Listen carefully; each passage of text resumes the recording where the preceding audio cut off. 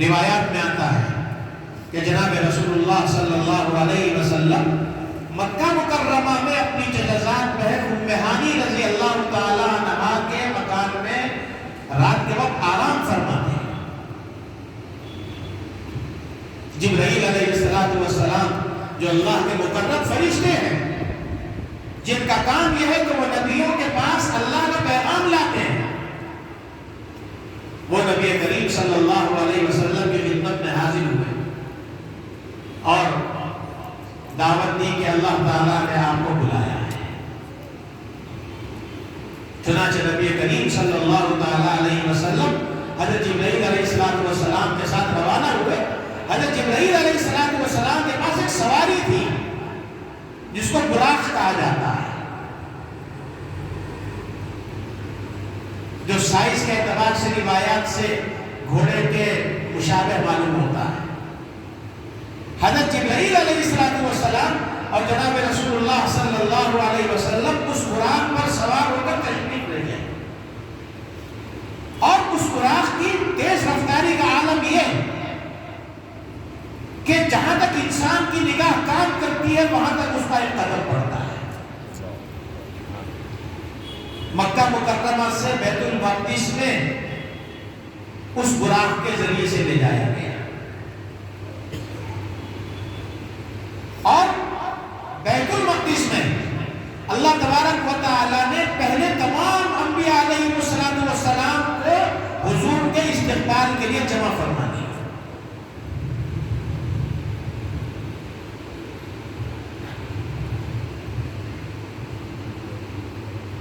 بیت المقدس میں جب آپ پہنچے تو وہاں سے پھر آپ کا آگے کا مرحلہ شروع ہوتا ہے۔ مکہ مکرمہ سے بیت المقدس کا جو سفر ہے اس کو کہتے ہیں اسرا۔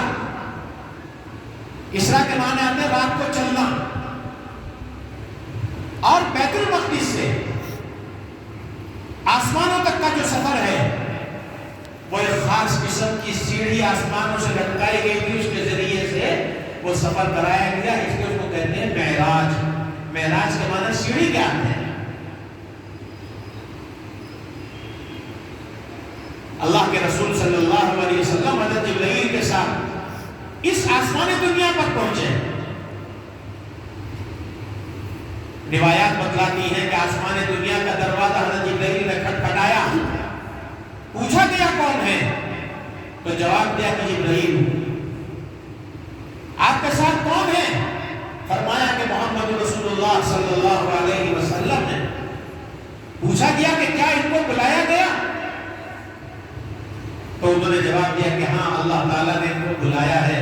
چنانچہ آسمان کا دروازہ کھلا اور آپ اس آسمان دنیا پر تشریف لے گئے۔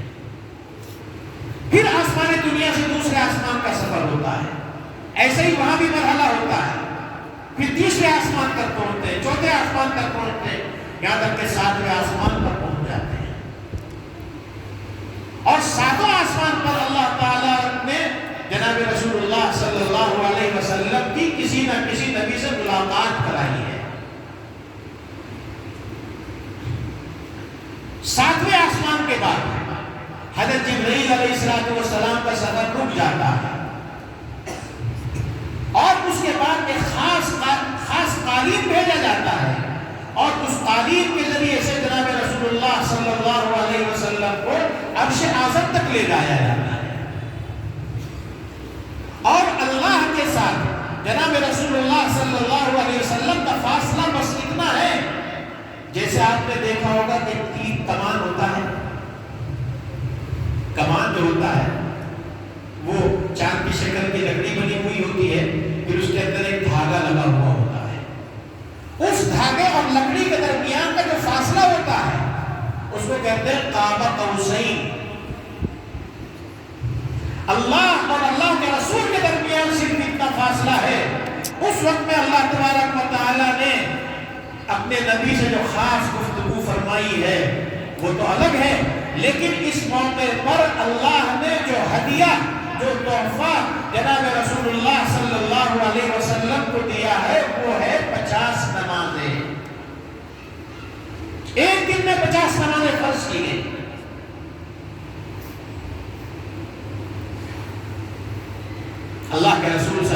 علیہ وسلم ان نمازوں کو لے کر کے واپس تشریف لاتے ہیں. چوتھے آسمان پر حضرت موسیٰ علیہ السلام سے ملاقات ہوتی ہے. حضرت موسیٰ کے بڑے درجے کے نبی ہیں، ایسے نبی کہ دنیا میں رہتے ہوئے ان کو اللہ سے بات کرنے کا موقع ملتا تھا. وہ اللہ کی آواز سنتے تھے، اللہ ان سے بات کرتے تھے. وَكَلَّمَ اللَّهُ مُوسَىٰ تَكْلِيمًا، اللہ نے موسیٰ سے بات کی بول کر. اب موسیٰ علیہ السلام ہو یا دوسرے نبی ہو، وہ اس بات کے لیے شوق میں لگے ہوئے ہیں کہ ایک مہمان ایک کریم کے یہاں گیا ہے تو نہ جانے کریم نے کیا تحفہ دیا ہوگا. اللہ کریم ہے، اللہ کسی کو نیا بلائے اور بغیر تحفہ دیے واپس بھیجنے ممکن نہیں. موسیٰ علیہ السلام نے پوچھا کہ اللہ نے کیا تحفہ دیا؟ جناب رسول اللہ صلی اللہ علیہ وسلم نے فرمایا کہ مجھے دن بھر میں 50 نمازوں کا تحفہ دیا گیا. حضرت موسیٰ نے عرض کیا کہ میری امت پر دن بھر میں 2 نمازیں فرض تھیں، لیکن میری امت نے اس کو بھی ادا نہیں کیا. آپ کی امت 50 نمازیں ایک دن میں کیسے ادا کرے گی؟ اللہ تعالیٰ کے پاس جائیے اور اس کے اندر کچھ کمی کرائیے. چنانچہ جناب رسول اللہ صلی اللہ علیہ وسلم تشریف لے گئے اور عرض کیا کہ اے پروردگار، یہ نمازیں امت کے لیے دشواری کا سبب بن سکتی ہے، اس میں کچھ کمی کر دیجیے. اللہ تعالیٰ نے 5 نمازوں کی تخفیف کر دی، 45 نمازیں رہ گئی، 40 پر 5. حضرت موسیٰ نے پھر پوچھا کہ کیا ہوا؟ آپ نے فرمایا کہ 5 نمازیں کم ہو گئی. نہیں، بات نہیں بنی، جاؤ دوبارہ کمی کراؤ. چنانچہ آپ پھر گئے اور جا کر پھر عرض کیا کہ پروردگار اس میں کچھ اور کمی کر دی. 5 اور کم ہو گئی. حضرت موسیٰ سے ملاقات ہوئی، پھر حضرت موسیٰ نے کہا نہیں ابھی نہیں کام بنا، کمی کرائیے. اور چنانچہ ہر مرتبہ حضور جاتے رہے، 5 کم ہوتی نہیں. آخر میں اللہ تعالیٰ نے فرمایا کہ 5 نمازیں ہیں لیکن ثواب 50 ہی کا ملے گا. نمازیں 5 رہ گئی لیکن ثواب 50 ہی نمازوں کا ملے گا. اس لیے کہ کریم جو ہے ایک چیز جو دے چکا ہے، جو دینے کا وعدہ کر چکا ہے، اس کو واپس نہیں دے سکتا. 50 نمازیں دی گئی تو 50 نمازوں کا ثواب تو ملنا ہی ملنا ہے. 5 نماز ادا کرو تو 50 کا ثواب ملے گا. حضرت موسیٰ نے پھر کہا کہ جاؤ. نہیں، اب مجھے شرم آتی ہے. چنانچہ وہ 5 نمازوں کا تحفہ لے کر کے جناب رسول اللہ صلی اللہ علیہ وسلم تشریف لائے ہیں اور یہاں بیت المقدس پہنچے. یہاں تمام انبیاء علیہ السلام جمع ہیں. حضور نے ان کو وہاں پر فجر کی نماز پڑھائی ہے. سب سے پہلی نماز جو حضور نے پڑھائی وہ فجر کی نماز جو بیت المقدس میں پڑھی گئی ہے. اور اس کے بعد پھر مسجد اقصیٰ سے مکہ مکرمہ واپس آئے. اتنا لمبا سفر ہوا لیکن وقت اتنا لگا. روایات بتلاتی ہیں کہ حضور اکرم صلی اللہ علیہ وسلم جب واپس آئے تو آپ کا بستر ابھی ٹھنڈا نہیں ہوا تھا، بستر گرم تھا. گھر کا جب دروازہ کھولا اس کے اندر جو زنجیر لٹکی ہوئی تھی وہ ہل رہی تھی، ابھی تک اس کی حرکت ختم نہیں ہوئی تھی. کیوں؟ اس لیے کہ اللہ نے اپنے نبی کے اعزاز میں اس دنیا کی حرکت کو روک دیا تھا.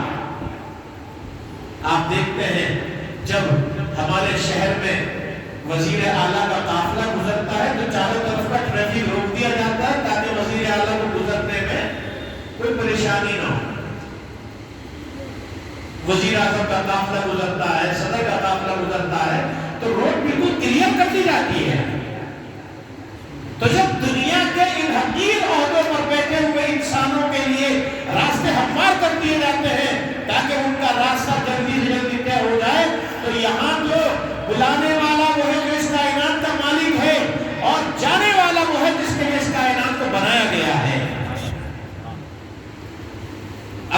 لیے اس کائنات کی حرکت کو روک دیا گیا ہو تو کوئی بعید نہیں ہے. اور یہ مختصر سفر نہیں ہے. اس سفر میں آپ نے جنت کا بھی مشاہدہ کیا, جہنم کا بھی مشاہدہ کیا, اور صبح کو رسول اکرم صلی اللہ علیہ وسلم نے اپنے ساتھیوں کو بتلایا جو مسلمان تھے کہ آج رات میرے ساتھ ایسا ایسا معاملہ ہوا. تو جو دشمن تھے وہ مذاق اڑانے لگے کہ بھلا یہ کیسے ہو سکتا ہے کہ ایک آدمی مکے سے مسجد اقصی تک رات میں جا کر کے واپس آ جائے, اس لیے کہ وہ زمانہ جہازوں کا تو تھا نہیں, گھوڑوں پر سفر ہوتا تھا, مہینوں لگ جاتے تھے. تو مکے سے بیت المقدس کا سفر خود ایک لمبا, اور پھر بیت المقدس سے آسمانوں تک کا سفر, یہ کوئی چھوٹا موٹا سفر تو ہے نہیں. اور یہ کہہ رہے ہیں کہ ایک رات کے اندر یہاں سے بیت المقدس چلے گئے, وہاں سے آسمانوں کی سیر کر کے آ گئے. دیوانہ ہے, مجنون ہے. کہنے لگے کہ اگر آپ کا کہنا یہ ہے کہ آپ بیت المقدس میں گئے تو بتلائیے کہ مسجد اقصی کے اندر کتنی طاقیں ہیں, کتنی محرابیں ہیں, کتنے دروازے ہیں.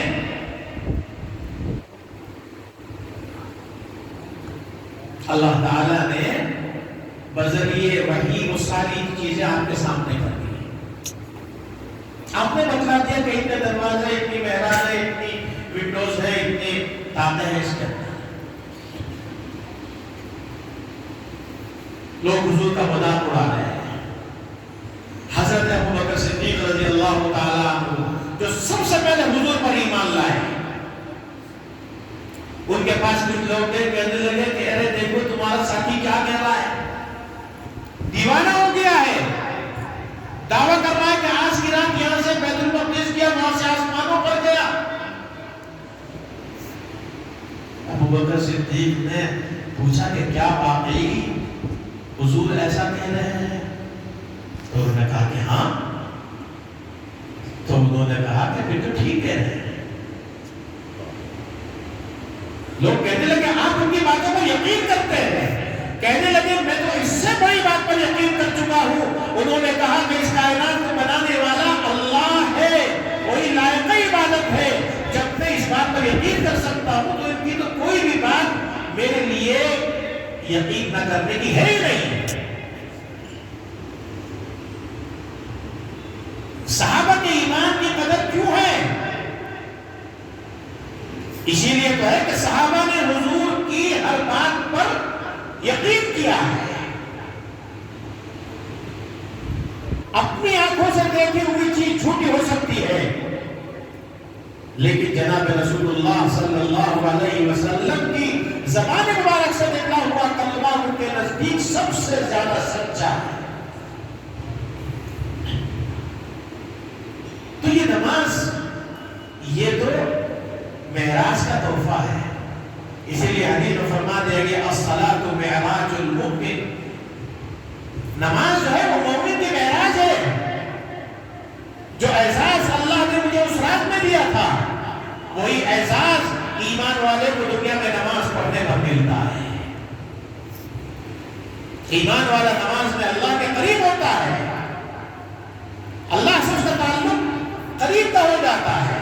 یہاں تک کہ جب سجدے کے اندر جاتا ہے تو روایات بتلاتی ہے کہ وہ انسان ایسا ہے جیسے اللہ کے قدموں کے اندر سجدہ کر رہا ہے.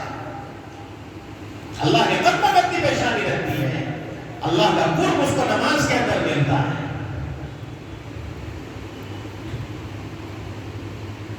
یہ ایسی عبادت ہے, ایسی عظیم عبادت ہے. اس عبادت کا اہتمام اس سے معلوم ہوتا ہے کہ قرآن کریم میں جگہ جگہ نماز پڑھنے کی تاکید کی گئی. جناب رسول اللہ صلی اللہ علیہ وسلم نے بار بار نماز پڑھنے کا حکم دیا,